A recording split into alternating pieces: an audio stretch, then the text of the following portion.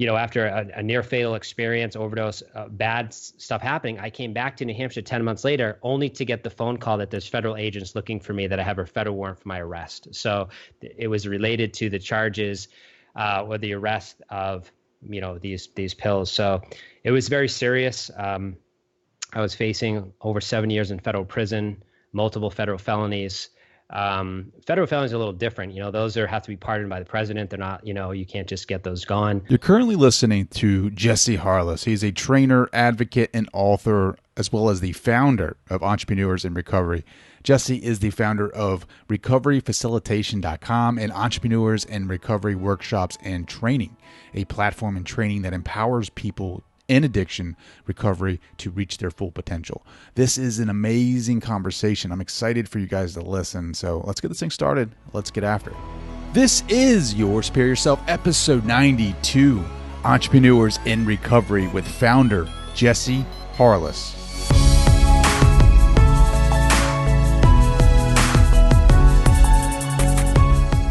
Neurobiology research supports that the driven differ genetically in the way the reward systems function. For reasons only speculated, about 8 to 15% of the population have an allele or mutation that changes the number of receptors on the D2, D4 receptor sites, as well as the way dopamine is transported between the cells to these reward centers in the brain. These alleles impact the way the D2 and D4 reward centers fire, causing them not to fire as easily. The driven may possess one or both of the allele genes, DRD2-A1 and DRD4-7R. If this is the case, then no matter what we do, we don't feel rewarded, at least compared to those who do not have the genetic alleles. The implication of not feeling fully rewarded in our lives is far-reaching and can have profound consequences.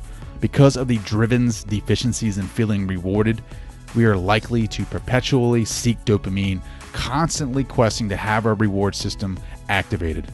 If we believe that the dopamine we crave will eventually come, we may drive ourselves into the ground trying for it, persevering well beyond what any normal person would tolerate.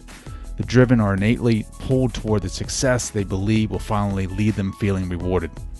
Whether we are trying for that 1,000th time to create a light bulb, ride a massive wave, climb a mountain, train and compete in Ironman, or even withstand the tortures of the Navy SEAL BUD/S training, we don't quit. We may die trying.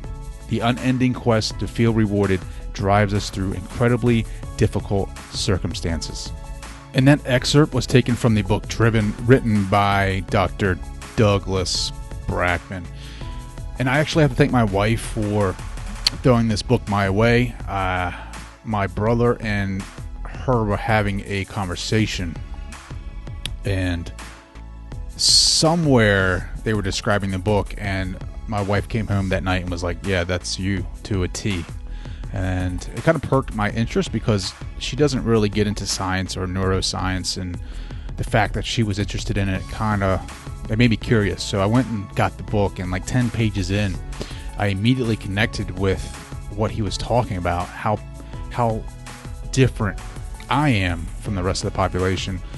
Just in the fact that I don't feel the same amount of achievement that most do. Like, it takes a lot of dopamine to fulfill that sensory in my mind that, hey, you achieved this, or that feeling of contentment. Like I have chronic discontentment, and I have something that is called, that he describes in the book as reward deficiency. Like, I seek rewards, but it's hard for me to feel that, like to feel the amount of satisfaction from achieving a goal. So that's why I continuously look for different things to do.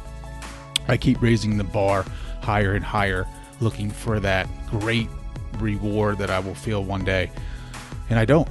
And so it leads me to being busy all the time, looking for new things to achieve. And this book, if anything, right now, I'm not all the way done with it. I'm probably 50% of the way done with this book, but the science is accurate, and I relate to it 100%. Like, this is me, and I highly suggest that you guys go read it and see if it relates to you. But for me, it's more so like being okay with the moment and being okay where I'm at, and just knowing that I can look for different things to achieve. But my goal in life is to be better or to grow, self-growth, self-betterment, and to not necessarily stop that, but to have a different viewpoint and say, you know what, stop looking so much for the future. Stop saying to yourself that if I do this, I'll be happier when I do that, but more so living in the moment and being okay with what's going on and sticking with the idea of living in the presentless now, focusing on today's guest, Jesse Harless, who is an entrepreneur in long-term recovery. He's passionate about helping people and helping them overcome obstacles and making the choices that inspire them to live their best lives. He's the founder of Entrepreneurs in Recovery. He started Entrepreneurs in Recovery in 2017 as a way to transform the lives of 5,000 men and women in addiction recovery through one-on-one coaching, facilitation, writing, and speaking. And since then, the work has expanded to communities, workplaces, organizations, addiction treatment centers, and sober living facilities in the Northeast U.S., where he helps facilitate change using his 5 Entrepreneurs in Recovery workshops. And while you guys are researching Jesse, make sure to pick up his book, Smash Your Comfort Zone with Cold Showers.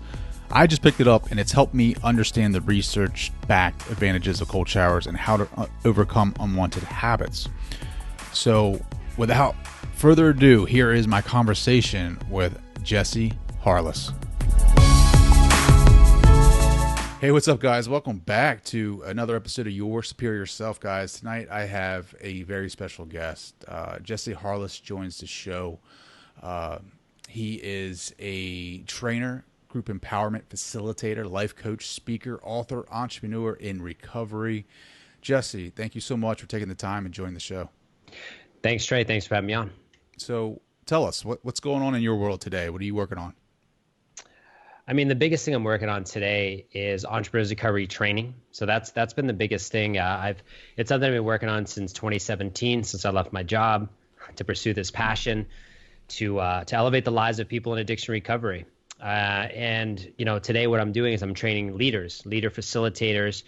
I'm training treatment centers. I'm training people across the country who want to take the training that I have, which are workshops, custom done for you workshops, that are all about building resilience, all about tapping into strengths, life-giving strengths, that are all about practicing visualization and affirmations and radical self-care practices and all the things that we all need, not just people who are struggling with addiction. We all need these things.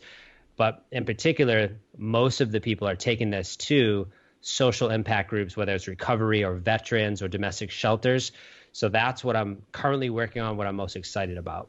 That's a lot of great stuff in there, and I want to unpack a little bit of that right off the bat. So you talk about leaving your job. Like, what was that like for you?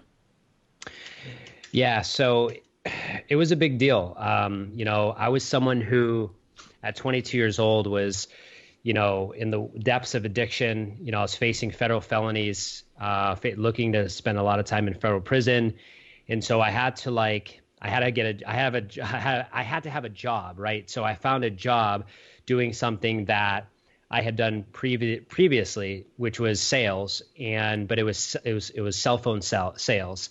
And so, but the bottom line is, like, the job was a lifesaver because I had income, I had structure while I was facing the biggest trial of my life. And so at least I could go to work, get my brain off this trial, even though I had panic attacks during my work, which are very scary to happen. In a sale, I would have panic attacks. And so I had to battle through that, become resilient, use a lot of these things I still use today to help me to battle through that. So that's kind of the backstory, was this job that I had for 13 years, starting at 22 when I found recovery from drugs and alcohol, all the way up until 2017.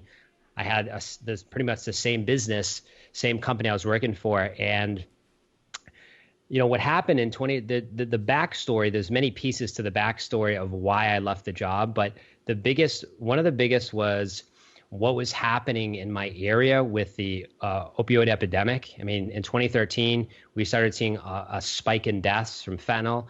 And like in a few years, my state, New Hampshire, was being rocked by this thing. And I saw friends who were dying, who were Marines, A-type personalities, great looking people. And it's just like, it was affecting everyone, not just people who you'd be like, oh, let's label those people.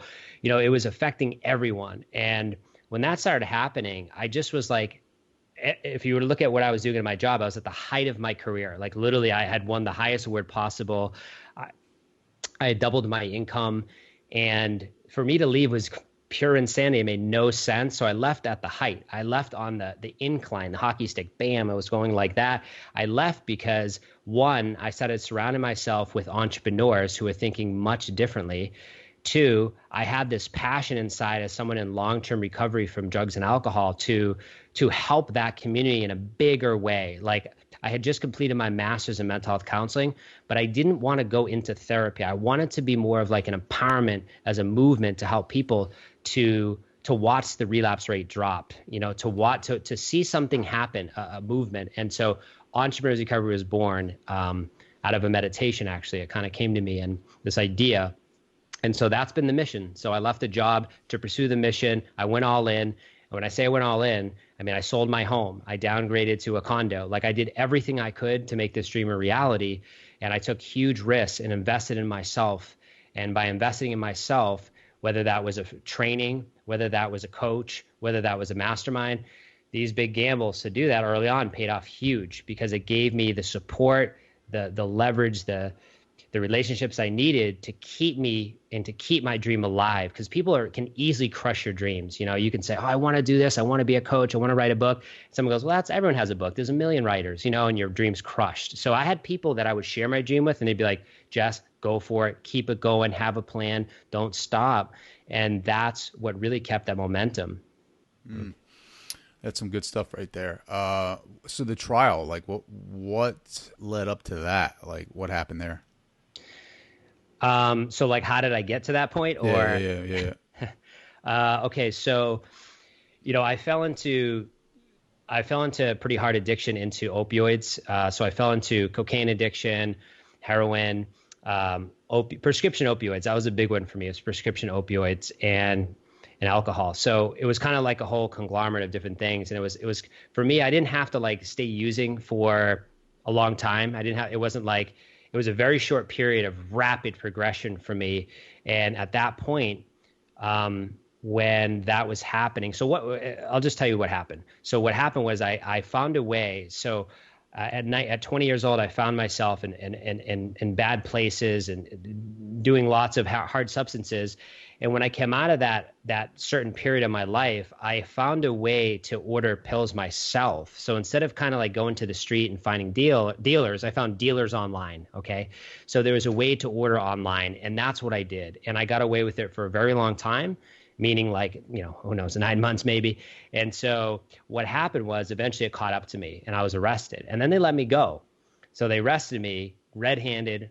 They caught me. They caught what I was doing. They let me go. And what did I do as someone who still had a very addicted mind? Like, my mind was like, I got to run. So I went to Florida. I was living in New Hampshire. I went to Florida to try to escape my addiction, which Florida was like the pill capital in 2005.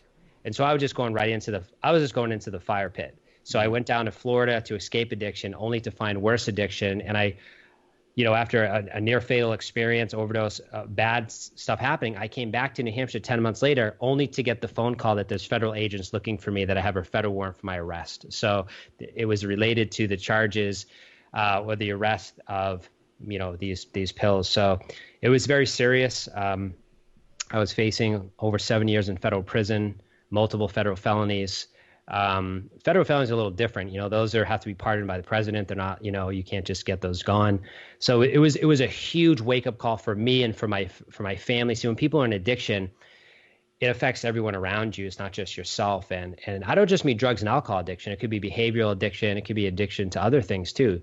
Even addiction to drama can be really, can really weigh people down. But in this particular case, it was a lot of different addictions to mostly drugs and alcohol. And yeah, so that was it. And, all the stuff leading up to that made sense. If you go back further, in my life. My father was an alcoholic. He was in Vietnam. He was addicted to cocaine. He died of alcoholism. Like, so it was there in my family, and it doesn't have to be in your family for it to affect you, but I was kind of, I had a 50% chance of that happening genetically.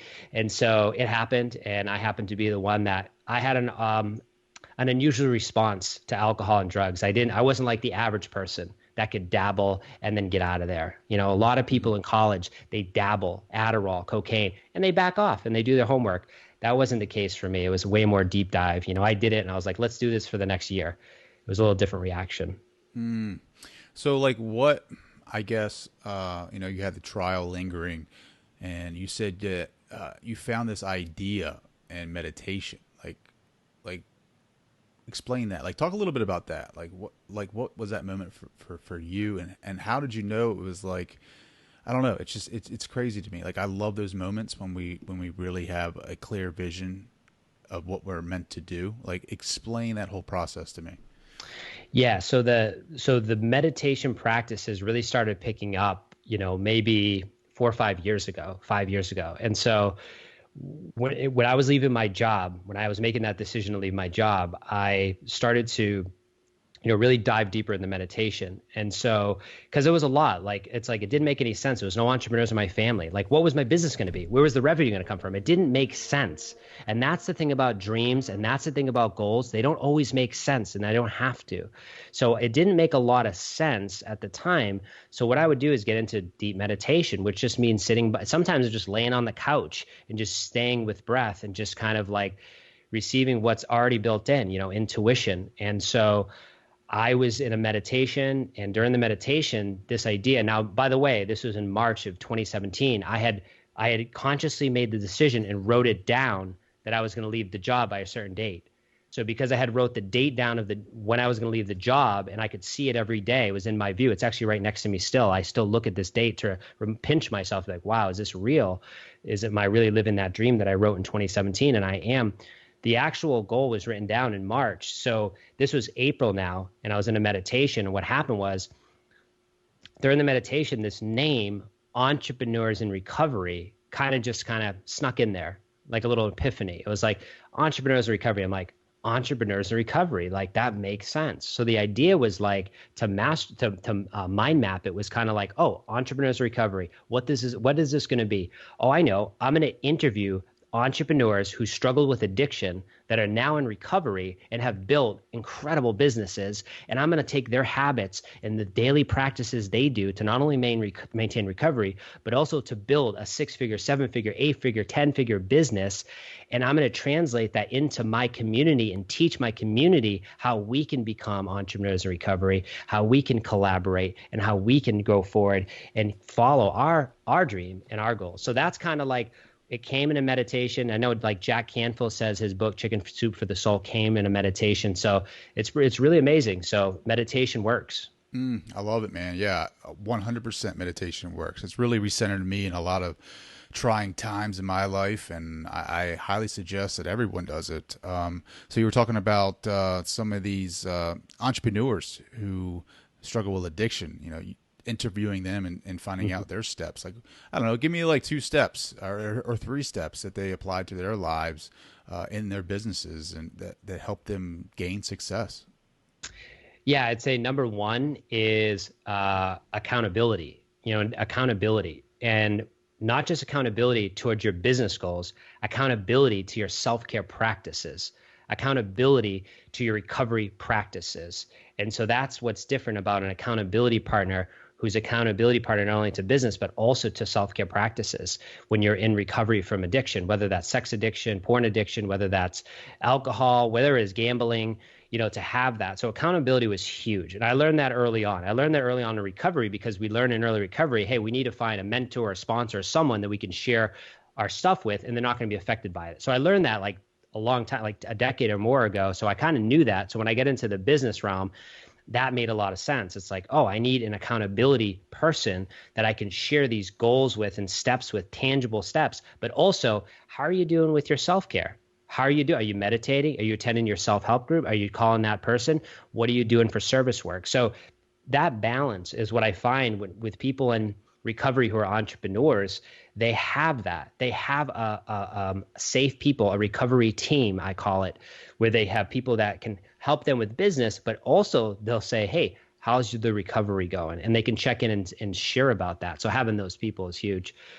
That's the first one. I'd say the second one that's coming to me is really having a calendar, like a foundational calendar. Like, what do you do with your time, right? When you were at a job, it was easy. You had your job, you had your schedule, you got out, maybe you took care of family, the weekend came and you relaxed from the job and then you went back to the job. So when you're on your own in a business, you have all this free time, which can be very scary and dangerous for someone who has addiction, because we could just fall into becoming workaholics, or we could fall into addicted to food and filling that hole in the soul with other stuff.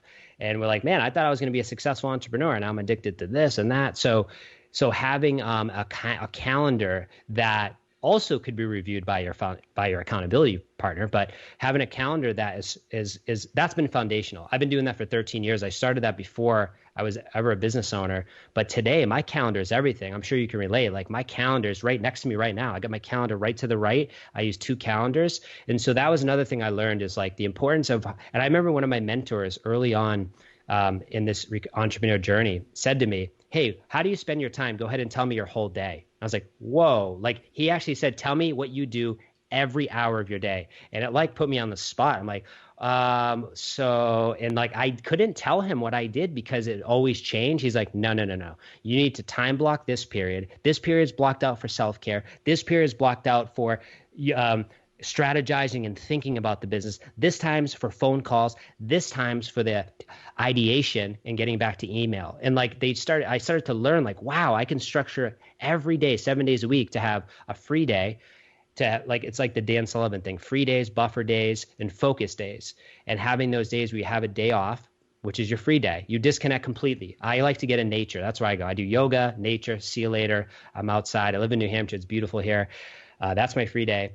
And then you have these buffer days where you're actually planning out how you're going to spend your time on your focus days and how you're going to spend your time on your free days. That's your buffer day. And then the other time is focus days. That's the days where you're calling those relationships you need, building those, making deposits into those relationships you should be making, calling your prospects, reaching out, building content. That's focus days, your most important priorities. So like, that's what I've learned, is those really 2 of many, but those 2 stand out. Yeah, calendars are important, man. I need to get back into blocking out my hours. I used to do that, and then I got away from them, and then you just see your productivity like go down, like decrease at least 30%, just because like you don't have everything mapped out, and you're all over the place, because it's like you have all these things you have to do, but you try to remember them, but it's like, your life gets out of control a little bit, and they don't ever get completed unless you put them down. So I love that. The calendar, it's huge, man. So talk about, your program that you started, right? So like, give us a success story. Like, give us one example. You can leave names out if you want, but like, okay. Talk about one example of success that your programs helped someone obtain. Yeah. So let me give you an example that just happened this week. So I just recently trained someone who actually works at a job. She works at a company, has a 9-to-5 job, but she wants to do something more meaningful. Like the job, yeah, that pays the bills, but she wants to do something where she can impact a certain group of people and feel like she's living from her purpose, her heart. So she did my training. I trained her on it, and she went right out and she found this recovery center in Maine that was open to these workshops that I trained her in. Well, bring it up. The first workshop I trained people in is called Building Resilience and Recovery. So Building Resilience and Recovery. And that group is about tapping into life-giving strengths. It's all about stories. So the first thing we do is we start with a moment of resilience. What was a time when you overcame an obstacle, a challenge? And then from there, we study the life-giving strengths that enabled you to overcome the adversity. Then from there, we create an empowering sentence from the strengths as a group. And we have small groups to do that. And then from there, we create a positive affirmation that you personalize to yourself that you will repeat for the next 30 days. Because they're not teaching that in these places. They're not teaching about that's in the personal development space. We're not learning that in treatment about the power of positive affirmations. And so, one of my mentors says that positive affirmations is the most important tool in his tool belt as an entrepreneur. And he's a very successful self-published author. And so, to hear that is affirming to me that that's a powerful thing. So we do that in the workshop. And then the end of that workshop is setting goals. So she went and did this. She ran it for an hour and 15 minutes. The groups are usually about an hour in my workshops, but she ran it for an hour and 15 minutes. Okay. The CEO of the place actually watched her do it with her clients. So this is a mix of men and women who are in early recovery, who are living in an intensive outpatient program. So they're at different phases of their recovery, and they're just trying to, complete this process to connect to new skills so that they can stay in recovery. So she brought this work in, she ran it, and the result was that she literally said to me, so I'll give you her exact words, which were, she said to me that, I was totally not expecting the outcome. What surprised me the most was the level of participation. And I think it's mind-blowing how much you can do for others in 1 hour. And then the director said to her, I've never seen this much participation from a group or with any other guest speaker.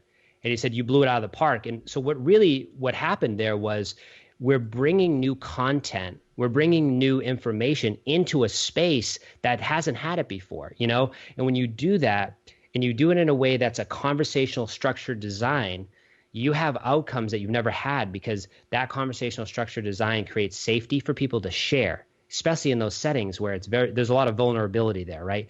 People are sharing and that they're facing all types of obstacles. So that was a big success story that came this week. And so she's on fire now. She's like, I'm going back to that place. They've already invited me back. We're going to do multiple. So that's what my work does. It gives you an actual tangible workshop. So the workshop's already there.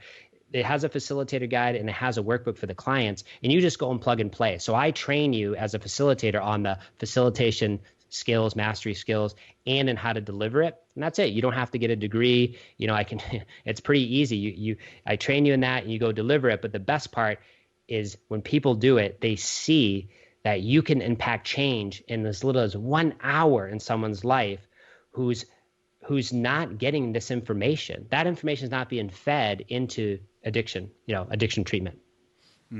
So you pretty much like revamp that space. I mean, for those, it's truly helping them. And you said the participation rates are unbelievable. It's because of the fresh material that you're using, right?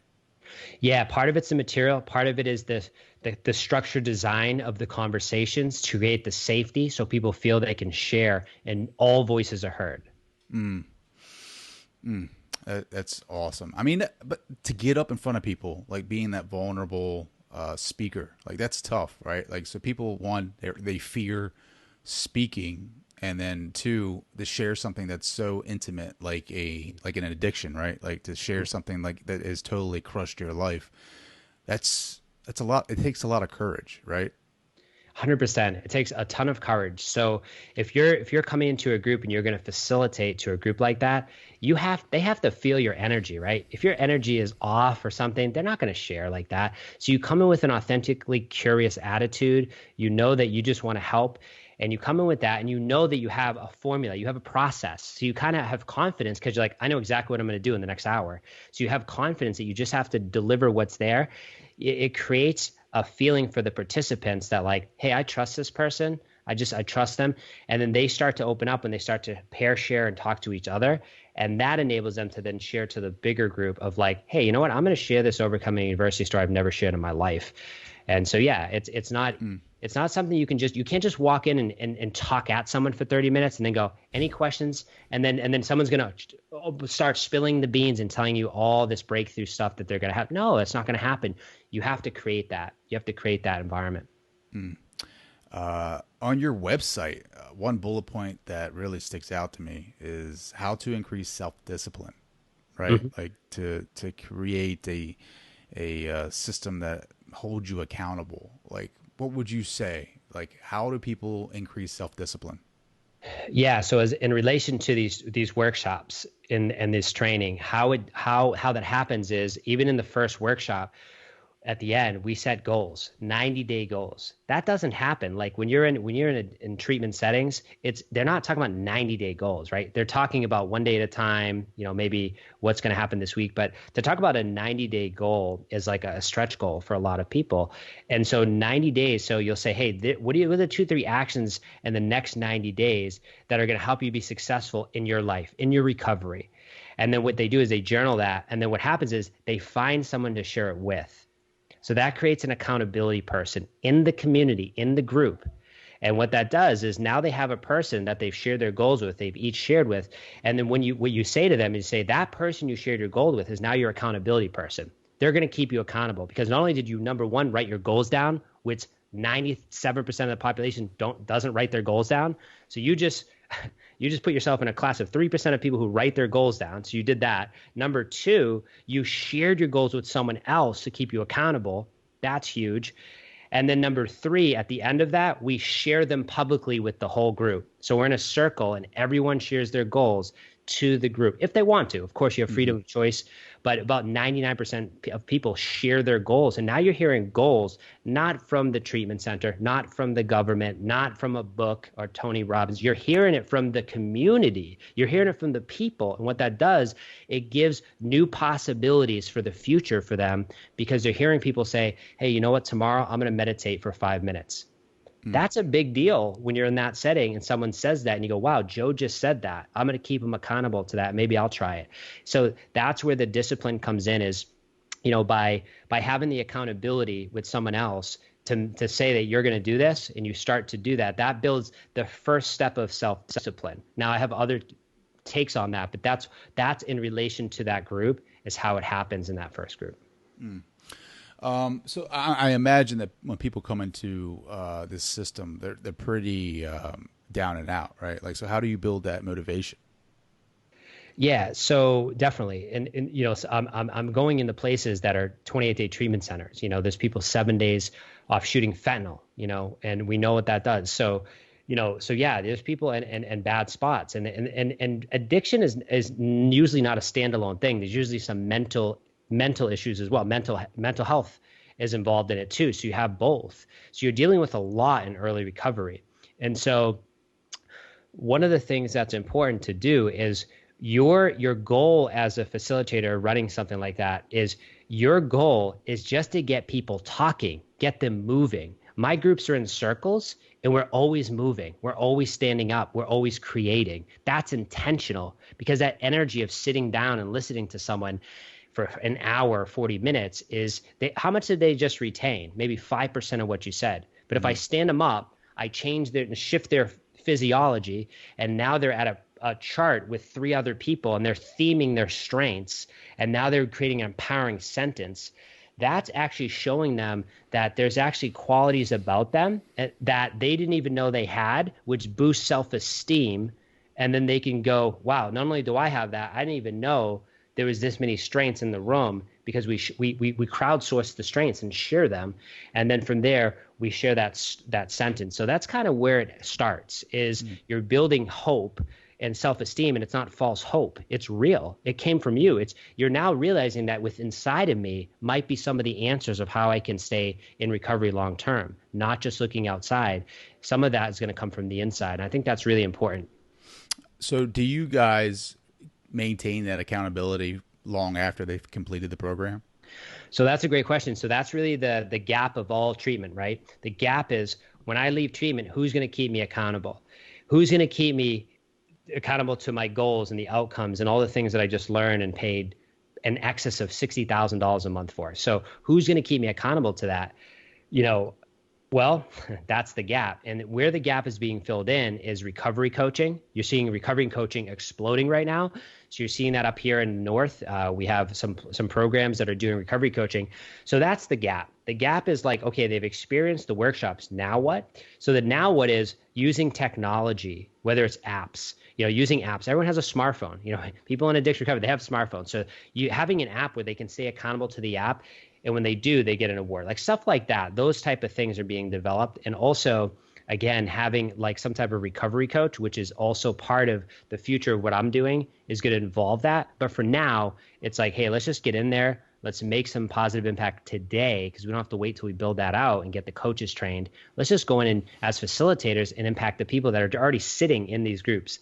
There's, oh my God, I think there's how many treatment centers now? Over 14,000 in the country. Wow, that is unbelievable. Yeah, I would love to see more, the gap close a little bit on that. I mean, it's tough, right? Like you get through treatment. Now it's just, now that you're by yourself, you really got it tests you. It tests your ability to, work the system, right? Absolutely. It will definitely test you. So talk about your book, Smash Your Comfort Zone with Cold Showers. That is interesting. Like, talk about that. Yeah. So the book, so the backstory to the book is in 2015. So I was someone who's always struggled with social anxiety, like physical. It was real, physical, mental, social anxiety ever since I was a child. And a lot of that I masked with drugs and alcohol and numbed out. And when I couldn't do that anymore and I got into recovery, for 10 years, I still silently suffered from this social anxiety. I didn't really share it because as you become more successful, it's harder to start to share with people because your ego starts to tell you, don't share that. They're going to think you're strange or weird or something's wrong. So I kind of kept that hidden in a lot of ways, not from everyone, but from most. So at 10 years in my recovery, a friend of mine came over to my house one day and he goes, hey, you should start taking cold showers for 30 days. And I was like, where did that come from? No way I'm going to do that. Hot showers, like I'm good with, they're healing. I'm going to just stay doing that. And my roommate at the time said, I'm going to take a cold shower. And he literally ran upstairs, turned the water cold. I went right up there too. I got the thermometer. I'm like, let me make sure this is cold. And like, all right, it's cold. And he did it. And I'm like, man, I can't be showing up in my own home. So I ran downstairs. Now, this is New Hampshire in December. It's 38 degrees outside. So let me tell you, these showers are cold, very, very cold. So I turned it all the way cold, turned the rap music on because at the time it was just appropriate. And I jumped into the cold shower. And I can tell you, it hit me in the face. I lost my breath. I was like, oh, my God. But 5 minutes later when I came out, because I didn't have a book yet, I didn't know how to do the cold showers. So when I came out, what happened was 2 hours later, I went to a meeting. And when I was at the meeting, every time I was at this meeting, I'd always feel social anxiety in the meeting. It was just natural occurrence. And I'd have to deal with that and the ways I deal with it, the coping tools. But this time I sat in the meeting and there was just like this peace. And I'm like, wait a minute. The only thing I did differently in the last 2 hours was take a cold shower. And so what it did, I'm like, you know what? I'm going to give this 30 days and see what happens. And so from December until January, all the way through Christmas, all the way through New Year's, I took straight cold showers. And at the end of it, I was like, I'm not stopping this. I felt so good. My energy was so high. My goals were being crushed. I'm like, I felt more resilient, more courageous. My anxiety had reduced. I'm like, what is the deal? So I didn't pay attention to the research and studies. I just kept doing it because it felt good. Mm-hmm. And so to speed it up, what happened was eventually I started meeting entrepreneurs when I started to want to become an entrepreneur. And they would say, hey, tell me about yourself. I'm like, well, I work at this job. And like, what else? I'm like, I take cold showers every day. And they're like, what? Why do you do that? And I would say, well, one of the reasons is because it helped with my social anxiety. And they were like, that's crazy. I've never heard that. And they're like, do you have a book? I'm like, no, I don't have a book. And after you hearing that like 10 times in a row, you're like, all right, I'm going to write a little book and see what happens. So that was the birth of the Smash Your Comfort Zone with Cold Shower book. Was a lot of people asked, and I wrote a short book about it, and you can read it. It's on Amazon. And if you listen to the audio, that's me speaking it. And you know what? If you're not motivated to take a cold shower at the end of listening to me, then I failed completely as an author, because I have people who just are the cold shower haters. And when they listen or read my book, they go, you know what? I'm going to do it. I'm just going to blast it cold for the last 30 seconds, like you said. That's all I'm asking. And then from there, you can assess whether you want to keep doing them. So is it the entire shower or is it just 30 seconds? I do them straight cold, yeah. Since 2015, the last 3 years have been straight cold. So you do it because of your social anxiety. Is there any science behind why? There is some science behind it. There's a journal article out there about cold showers helping with depression. Dr. Nikolai Shevchuk. So you can look at that article. It's a peer-reviewed journal article. There's not a lot of research on this. Why? Because this is free. There's no medicine being sold. So you're not going to have deep research on this, right? So if you do some research, you can buy my book. I have in the back, it has the references. You can see all the research. But the reality is this, is if you do it and notice a difference in yourself, then there's probably something happened in the brain chemistry, in the nervous system, in the sympathetic nervous system that's happening, that's enabling that to happen. So that's a good thing. And so that's what I say is just do it. But yeah, there is some science behind, a little bit of science through the anxiety, but the best evidence is the hands-on practice-based evidence of doing it and then experiencing it. But I do go over some of that in the book about Wim Hof too. You can look into Wim Hof. I've never got into him deeply, but Wim Hof is someone he's obviously someone who takes cold to the extreme, and they do some crazy stuff and show that the cold can overcome it. Yeah, he does some crazy stuff. Like, I mean, like go backpacking with boxers on or something, whatever he wears, you know, up on top of mountains. Like, he talks about being able to take his mind to a place where it doesn't even affect him. I think I was reading some kind of thing that he was doing where they were measuring his body temperature when he was submerged in ice cold water, and actually he was warming the water. It's insane. Like, how do you do that? Like, when you take a cold shower, do you go somewhere mentally, or do you just, how does that work? Yeah, so when I take a straight cold shower, there's like a ritual, right? I don't just jump in and hit me in the face, right? There's a ritual. So before the cold shower, I oftentimes will do some light exercise. So what I like to do before the cold shower is I like to sometimes state a positive affirmation. So I might say a positive affirmation in the mirror first, and then what I do is I pop on a track that's about the length of my shower, and that's okay if sometimes I take longer showers. But the music gets me going. So the music is part of that. It's like, and some people say, hey, I can't listen to music. So they buy waterproof Bluetooth headphones to take their straight cold shower. So there's no excuse. You can make it happen. So I just play the music. And what I do is I oftentimes just do 10, 15 jumping jacks right before I get in. And when I, push the shower curtain aside, I don't jump right in and hit me in the face. Like I said, I get in there and I let it hit the back of my legs first. And then I let it hit the top of my spine, because now I'm ready. Because I'm like, I'm not messing around. Let it hit my spine. And now I'm like, okay, let's do this. I turn around, I wash myself up. Then I hit my face, wash my head. Now I'm enjoying it. Now I'm like, cool, I'm 2-3 minutes in. I'm like, this is great. And now I'm ready to go and I'm supercharged. And when I come out, that's why I do it. It's the benefits. I come out and I feel charged. I quit caffeine 2 years ago because of the cold showers. Like, I don't drink caffeine anymore. I have natural energy from the cold showers, and that maintains for hours. For me, it maintains for hours. So I just, in the summertime though, in some climates, so it's hard because the showers, you can't get them really cold. So I still recommend turning it all the way cold because it's still the practice of it. And in the wintertime, they'll get colder. But so yeah, that's kind of the process. Fascinating.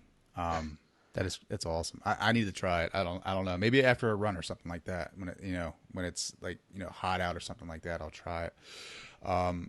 So, talking about your long-term recovery, like, are there hard days for you? Like, and if they are, like, what do you do? Like, what are some methods that you use to help you stay on track? Yeah, it's a great question. I really never get asked that question, so I appreciate the question.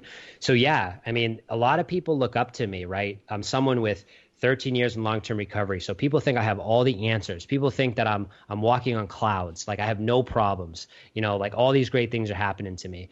And the reality is this, that a lot of great things are happening for me, but the reason they're happening for me is because of the daily practices of self-care habits in my routines. I have a morning practice that lasts 30 minutes to an hour, and I never miss it no matter what. Like, that's non-negotiable. So by starting my day off with the morning routine, it already gets me ready and primed for the day when obstacles can come. And just because cold showers and these practices have helped with the anxiety and social anxiety, it doesn't mean that I still can't get hit with a bout of depression or self-doubt because I look at my bank account. I'm like, how am I going to pay my mortgage this month? Is this entrepreneur thing even worth it? Are my dreams even real? Is this entrepreneur's recovery thing going to work out? I have all this self-doubt come in. And what happens is, in the past, it would last maybe 5 hours, maybe a day. Now, it doesn't last long because I start to release that. I start to just get into the state of being instead of doing, and I kind of let go. And then what I do is I'll often just take a walk with my shoes off in the grass, and maybe I'll do another meditation, and maybe I'll reach out to a friend who I can just say, hey, here's what's going on. It's a safe person in my life to share that with. And if I don't have them, they're busy, then what I often do is I'll just come into maybe do some yoga, or I'll do meditation. So in other words, I always have like a tool or something to help combat the stuff that's guaranteed to happen, whether you're in addiction recovery or not. Whether you're in long-term recovery or not, as an entrepreneur, you're going to have self-doubt. You're going to deal with a lot of inner criticism. You're going to deal with a lot of, ego issues. And when you move that out of the way and you start to just be and realize like the gift that we're in, the abundance I already have, like the days that I say to myself, man, I don't have enough money to pay the mortgage and all this stuff. I open my fridge and my fridge is full of fruit and full of vegetables and full of food. And I'm like, oh my God, I have abundance all around me. So gratitude is what smashes a lot of that self-doubt and that sticking in my head that everything has to work out my way. So yeah, I have bad days, I have bad moments, but I just use and leverage these things to help it. I love that, man. I love that abundance affirmation. Like, give me an example of one of your affirmations that you use in the morning. Cause like I try to do that sometimes too. And I just kind of find myself saying, being very basic. Like give me one of yours. Yeah, I mean, a lot of mine I borrowed from someone else, right? So like one of them is like, I'm an extraordinary loving man who loves God, people, family, places, friends, ideas that make a difference. I love to discover, I love to create. That's one of them right there. And that's probably from like Tony Robbins mixed with someone else. So like that's one. Another one might be I'm a force for God and a force for good. I'm a spiritual man. Like saying stuff like that, because that's what matters most to me. What matters most to me, it's not the money. It's not the, building this empire. No, to me, it's about me respecting my authentic self, me respecting that highest self. And so my affirmations are oftentimes built around not that ego. It's built around like honoring the highest self, the best version of myself. So those are the affirmations I like to repeat. There's probably like 50 others, but it's awesome, man. So like, is your program, is your training where it's at today? Is this what you envisioned it? Is it, where do you want to take it? Like what are your plans next? It's making a ton of momentum. And, that's why your question before is so relevant, because I had questioned myself a few times in the last 3 months about, is this the right direction? Like, is this really going to work out? And because I didn't self-sabotage everything and just go in a whole different direction and build a coaching business or do something else, I stayed on the path that I knew was my one thing that I needed to win a gold medal in. As Jeff Hoffman says, win a gold medal in one thing. I was like, it's facilitation. It's building this training. This is what it is. Now I'm seeing clearly that this is the right decision, because I just been asked to be a trainer for the training company that trained me for their actual training event that's in October and in April. So now I know, like, wow, I'm glad I stuck with this, because that's where it's heading now. So am I done? I'm just getting started. Like, we're not even close. My goal is to have 100 facilitators that are certified in these workshops, going out to every social cause imaginable, in particular addiction recovery, and impacting the addiction treatment industry and adding something new to it. That's a gap that we need to fill. I'm going to ask you a hard question now, Jesse. How do you do that? Oh, well, how you do it is you actually get, using technology such as Zoom, is you get, instead of training one person at a time, you get 30 people on a call and you train them in the workshops that I have all built out. In that, whether it's through video or whether it's live, you get 100 people in a room or you get 30 people on a Zoom call, and you do that week after week after week until you've reached that 100-person goal. Because once they have the tools and the process, now it's up to them to dig deep within themselves to leverage their own strengths to go deliver it. And I believe that people who come into my training all have that. So it's just a matter of, like, you have the process, right? The key is the process. Like, we can be successful, but we need the process. Like, how do I do it? And that's what I have to give someone, is they have a process now, so that eliminates that pressure. They just have to step into themselves and believe in themselves that they can do it. I love it. I love it. So how do people connect with you, Jesse? So people can reach me through recoveryfacilitation.com. You can email me there. You can reach me at jesse@jesseharless.com if you want to send an email direct to me. But yeah, reach out if you have any questions about anything that we've talked about. I'm happy to talk about it. So when it's all said and done, and when we're gone from this earth, like, what do you want to be remembered for? I think right now that the answer to that question where I am today is I want to be remembered as someone who came into a population that has incredible hidden potential and unlocked that potential and helped them to literally transform their lives into living and becoming the best versions of themselves, whether that's working for someone else and hitting their goals, or whether that's building their own business without letting any type of obstacles affect them, whether it's a felony, a misdemeanor. You know, I have that. So I overcame that and I still do it today. So to not let anything stop you. So if I could be known as someone that came into the addiction treatment world and gave back in that sense where it empowered 1 million people to be able to live their best life, then that's when I know I did my job. So that could change in a year, but that's what it is today. My kids are fighting in the back. Jesse, I want to say thank you so much for joining the show, brother. Powerful interview. Thank you so much. Hey, thanks so much for having me on, Trey. I want to say thank you to Jesse for coming on the show and hanging out and being vulnerable and telling his story and putting it out there so that you guys can hear it and get inspired to change and to help us become our superior selves. So thank you guys so much for downloading this episode. Thank you for hanging out. If this is the first time you're listening to the episode, leave a rating and a review. It helps me scale the podcast and get this into the earbuds of those who may need it. So thank you guys so much. Again, leave a rating and a review. If you want to, you can head over to yoursuperiorself.com and sign up for my email list. And I will send you all the new downloadable episodes directly to your inbox. And you don't have to do anything. If you don't want to do that, you can text the word superior to 444-999 and that will sign you up as well. If you want to follow me on social media, you can do that on Facebook at Trey Downs, Instagram at TDowns80, and on Twitter at DownsTrey. The music in this podcast was provided to me by my brother, Bryce Alvord, who continuously puts out fantastic tracks. So check him out, brycealvord.com. Listen to his music. Legit. All right, guys. I'll talk to you later.